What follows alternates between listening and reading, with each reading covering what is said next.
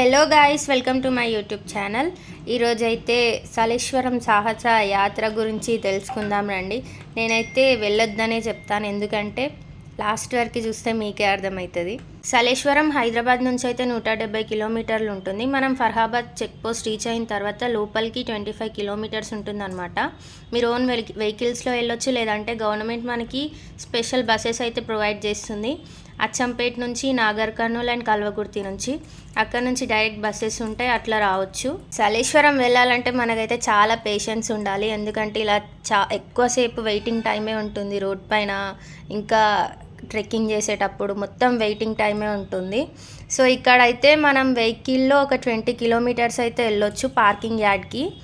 అక్కడ నుంచి మొత్తం ట్రెక్కింగే ఉంటుంది, కొండలు ఎక్కాలి దిగాలి అలానే ఉంటుంది. బైక్స్ పైన వెళ్తే గ్యాప్లో దూరం వెళ్ళిపోవచ్చు, కానీ అది మొత్తం మట్టి రోడ్ అనమాట. ఎంత నీట్గా వెళ్ళిపోతే మొత్తం మట్టి అయిపోతాం అనమాట.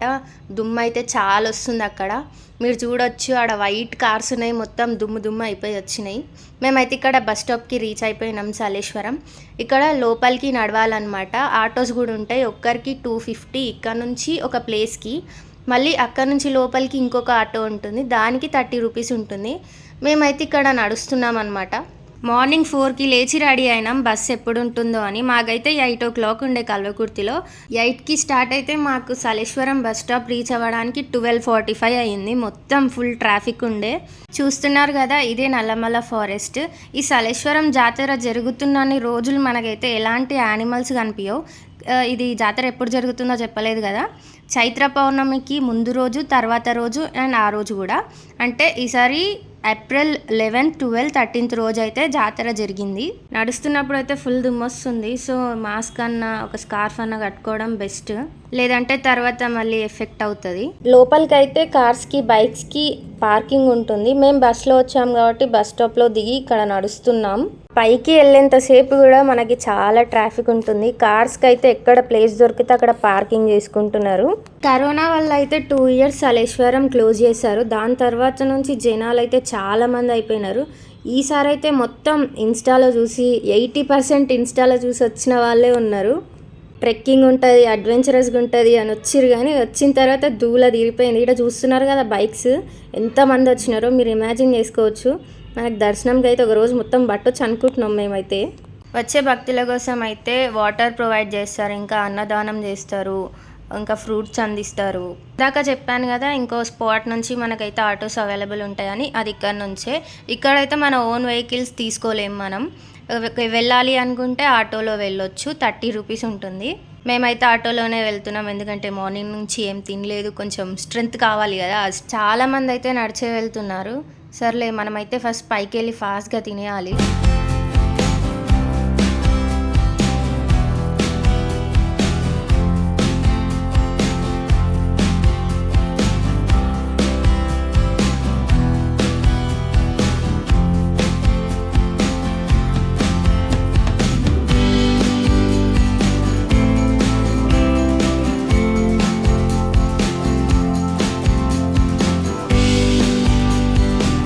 పైకి అయితే రీచ్ అయిపోయినాం. ఇక్కడ 2-3 ప్లేసెస్లో అన్నదానం అయితే చేస్తారు. సో ఫాస్ట్గా తినేసి ట్రెక్కింగ్ అయితే స్టార్ట్ చేసేయాలి.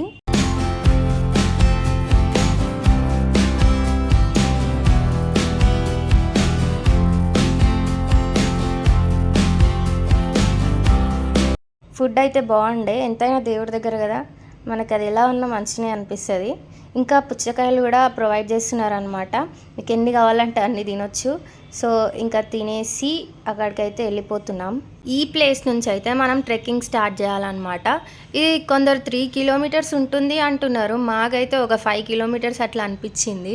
కొంచెం పెద్దవాళ్ళు, చిన్నపిల్లలు ఇక్కడికి రావడం అవాయిడ్ చేయడం బెస్ట్, ఎందుకంటే ఆ కొండలు ఎక్కడం దిగడం చాలా కష్టం వాళ్ళకైతే. అయినా సరే కొంతమంది పెద్దవాళ్ళు వస్తున్నారు, చిన్నపిల్లలని అయితే ఎత్తుకొని మరీ వస్తున్నారు. ఇక్కడికి వచ్చేటప్పుడు అయితే మనకి ఏ డ్రెస్ కంఫర్ట్ ఉంటే అది వేసుకొని రావడం బెస్ట్, ఎందుకంటే మనం ఎక్కాలి దిగాలి కాబట్టి. మనం ఎంత నీట్గా రెడీ అయ్యి వెళ్తామో అంతే వర్స్ట్గా బయటికి వస్తామన్నమాట. డోంట్ మైండ్ ఇట్, అది నా పర్సనల్ ఫీలింగ్. ట్రెక్కింగ్ చేసేటప్పుడు మన చేతిలో ఏ లగేజ్ లేకుండా ఒక కర్ర, ఒక వాటర్ బాటిల్ తీసుకొని వెళ్ళడం చాలా బెస్ట్. మాకైతే రిటర్న్ వెళ్ళే వాళ్ళే కర్ర ఇచ్చారనమాట. మధ్యలోకి వెళ్ళినాక అనిపించింది దండం రా స్వామి బతికించినావు అని. అది లేకుండా అసలు వెళ్ళలేము. అది ఉంటే కొంచెం సపోర్ట్లా ఉంటుంది. ఇదైతే ఫస్ట్ స్టెప్ అనమాట. అక్కడికి రీచ్ అవ్వాలంటే ఫస్ట్ ఈ కొండని దిగాలి, దీని తర్వాత ఇంకో కొండ ఎక్కాలి, ఇంకొకటి దిగాలి, అలానే ఉన్నాయన్నమాట మొత్తం. స్టార్టింగ్లో ట్రెక్కింగ్ చేసేటప్పుడు అయితే వావ్ ఐ లవ్ ఇట్ అని అనుకున్నా. మళ్ళీ కొంచెం దూరం వెళ్తుంటే దిగుతుంటే కాళ్ళు అయితే షేక్ అవుతున్నాయి అనమాట. అడుగు పెట్టడానికి కూడా రాలేదు కొద్దిసేపు. అలానే వెళ్తుంటే అలవాటు అయితే అయిపోయింది. ఫస్ట్ రోజు వెళ్ళిన వాళ్ళకైతే దర్శనం త్వరగా అయిపోయిందంట. సెకండ్ డే వచ్చేసరికి చాలామంది వచ్చారు జనాలు. మాకు ఎంత టైం పట్టిందో చెప్తే మీరు నమ్మరేమో నాకు తెలిసి. సరేలే లాస్ట్కి చెప్తాను. ఇదైతే మా అక్కని వీడియో దిగి నేను నడుచుకుంటా పోతా అంటే ఇంతే తీసింది గైస్. ఒక ఫోటో కూడా తీసుకోలే అక్కడ. మేమైతే మొత్తం ఇలాంటి వీడియోస్ అయితే తీసిన అంతే. ఇక్కడ నుంచి అయితే కింద కనిపిస్తుంది కదా, అక్కడికి రీచ్ అవ్వాలి మనం. ఈ కొండ దిగాలి అంటే మేమైతే ఆఫ్టర్నూన్ తినేసి 2:30కి అయితే స్టార్ట్ చేసినాం. మస్తు ఎండ ఉండే, చూసిరు కదా అప్పుడే బ్లాక్ అయిపోయినా నేను. ఇక్కడ కిందికి అయితే వచ్చేసినాం. వెళ్ళేటప్పుడు అయితే 2 వాటర్ బాటిల్స్ తీసుకుపోయినా ఏం కాదు, ఎందుకంటే అక్కడ మనకి వాటర్ అస్సలు దొరకవు. ఆ గుట్ట నుంచి వచ్చే వాటర్నే పట్టుకొని తాగాలి. వాటర్ బాటిల్స్ అవైలబుల్ ఉంటాయి కానీ అది కూడా కొంచెం దూరం వరకే. అది మరి ఒక బాటిల్ 100 రూపీస్ ఉంటుంది. ఇంకా కొంచెం పైకి వెళ్ళేసరికి ఆ బాటిల్ రేట్ 150 అయిపోతుంది. సో ఒకటి క్యారీ చేయడమే బెస్ట్. మధ్యలో అలా లెమన్ జ్యూస్ అలాంటివి అమ్ముతున్నారు. అది కూడా చాలా రేట్ ఉంది. కింద అయితే 40, కొంచెం పైకి వెళ్ళే కొద్దీ 50 అలా రేట్స్ అయితే పెంచేస్తున్నారు. మేమైతే మధ్యలో ఆగినాం లెమన్ జ్యూస్ తాగడానికి. వెళ్తుంటే లెఫ్ట్ సైడ్ లోయలాగుంది, దాంట్లోకి చూసి కళ్ళు తిరిగి పడిపోతే ఎవ్వరు తీసుకురాలేరు అసలు, అంజరుంది. అందుకే దీన్ని సాహస యాత్ర అంటున్నారు. అడుగులో అడుగు జాగ్రత్తగా వేసుకుంటూ వెళ్ళాలి, అంటే ప్రాణాలు అరచేతిలో పెట్టుకొని వెళ్ళడం అన్నమాట. మేమైతే ఇక్కడ ఒక కొండ దిగినాం, ఇంకొకటి ఎక్కుతున్నాం అన్నమాట.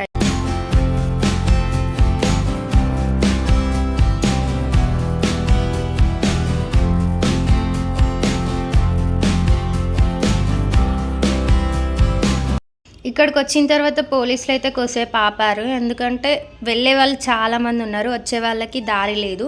సో ఇక్కడ ఒక 10 మినిట్స్ ఆపారు. దాని తర్వాత ఇంకా వెళ్తున్నాం. ఇక్కడ మళ్ళీ ఇంకొక కొండ దిగాలన్నమాట.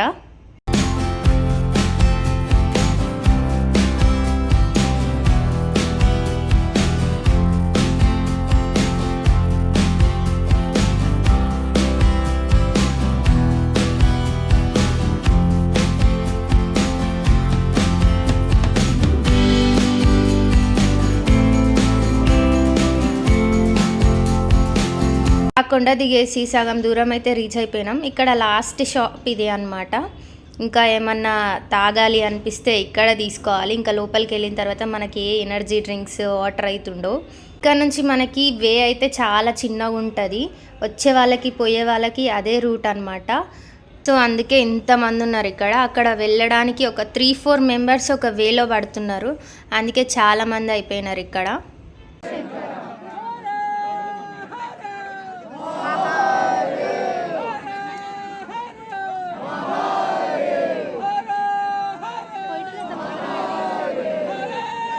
అక్కడి నుంచి ఆ వేలోకి రావడానికి చాలా టైం పట్టింది మాకైతే. దర్శనంకి వెళ్ళే వాళ్ళు ఒకటేసారి 3-4 మెంబర్స్ వెళ్తుంటే రిటర్న్ వచ్చే వాళ్ళకి ఒకటే లైన్ ఉంది.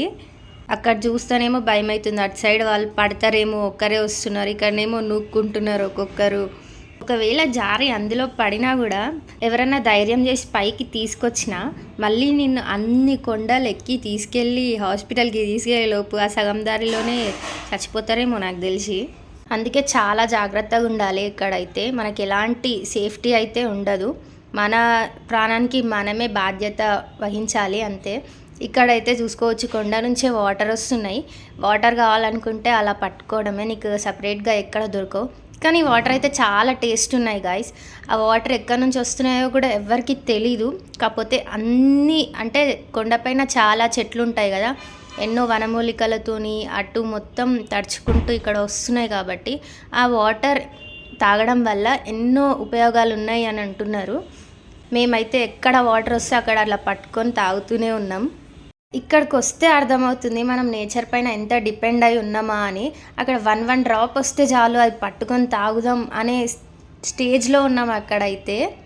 ఇక్కడికి రావాలంటే నీకు కొంచెం ఎనర్జీతో పాటు నువ్వు తినకుండా ఉండగలవు, వాటర్ లేకుండా ఉండగలవు అని అనుకుంటేనే వెళ్ళడం బెస్ట్. మేము ఉండలేము, బట్ అక్కడికి వెళ్ళిన తర్వాత ఆ ఎనర్జీ ఎలా వచ్చిందో అర్థమవుతలేదు అసలు.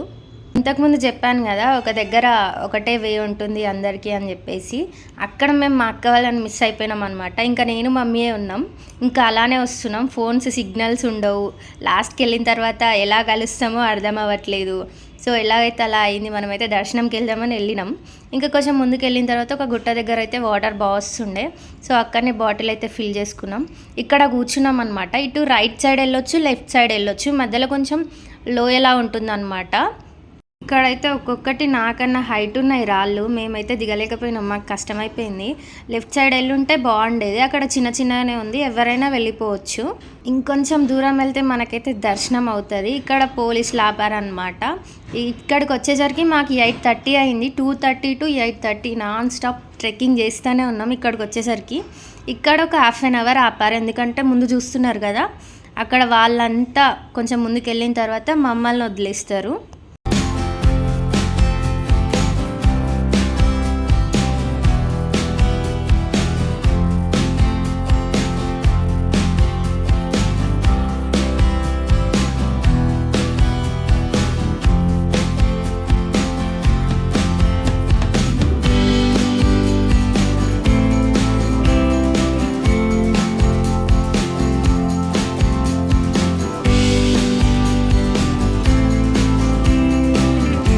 మా అక్క వాళ్ళని మిస్ అయిపోయినామని చెప్పినా కదా, ఇక్కడ కనిపించిరు అనమాట. కూర్చున్నప్పటి నుంచి చూస్తున్నాం ఎక్కడైనా కనిపిస్తారేమో అని. ఇప్పుడు కనిపించిరు. వాళ్ళైతే దర్శనంకి వెళ్తున్నారు. మాకన్నా ఫాస్ట్ వెళ్ళిరు వాళ్ళు.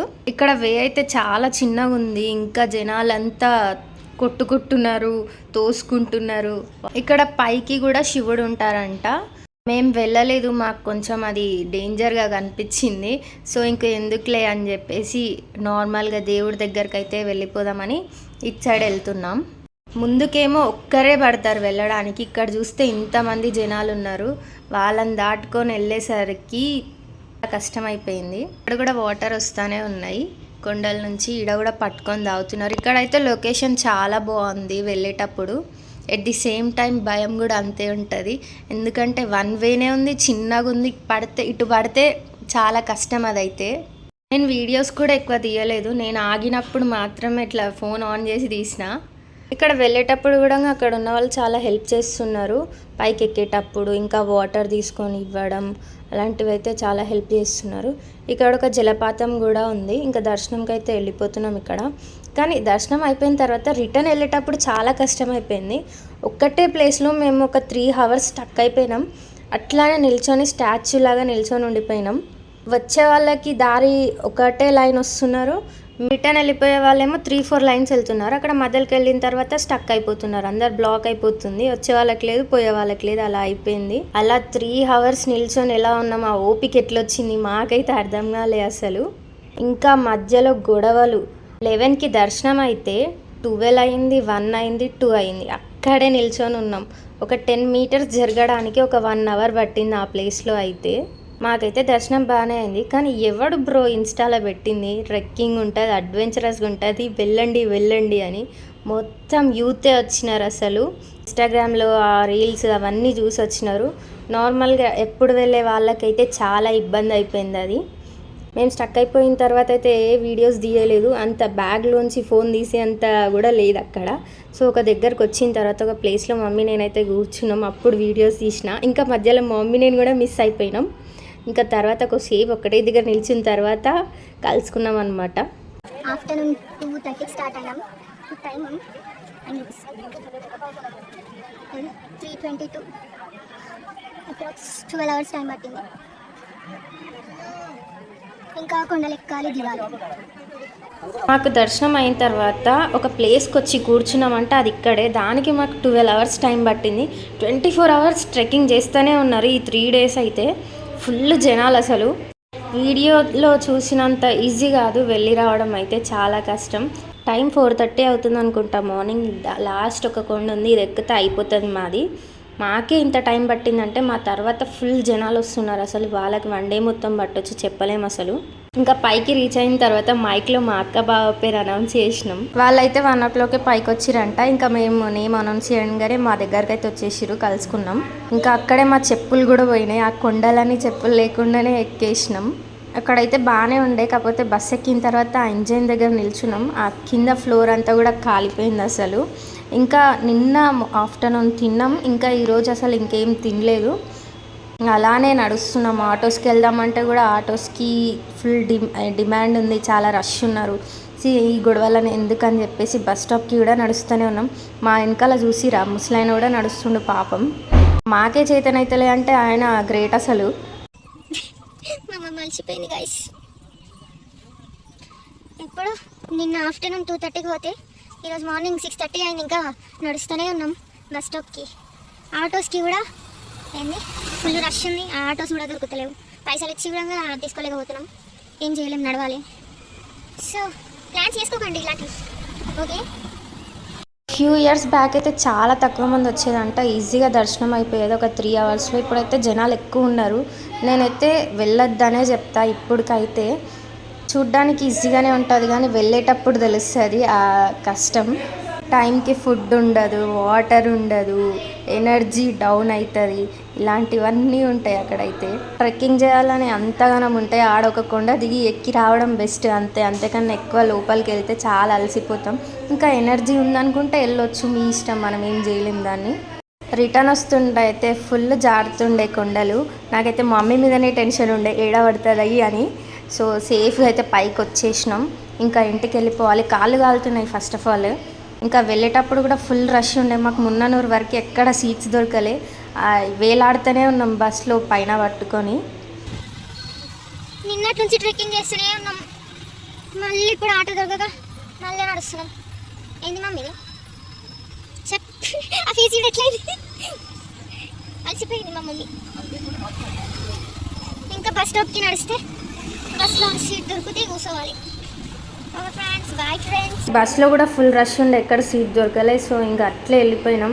ఇంటికి వెళ్తే చాలా అనుకొని ఇంకా అచ్చంపేటలో దిగి అక్కడ ఆఫ్టర్నూన్ తిన్నాం అనమాట. చాలా ఆకలేసింది. అక్కడ రోడ్ క్రాస్ చేసేటప్పుడు కూడా కాళ్ళు కాలిపోయినాయి అక్కడైతే. దీనిపైన మీ ఒపీనియన్ ఏంటో చెప్పండి. ఇంకా ఈ వీడియోకి ఇంతే. నచ్చితే do like, share and comment.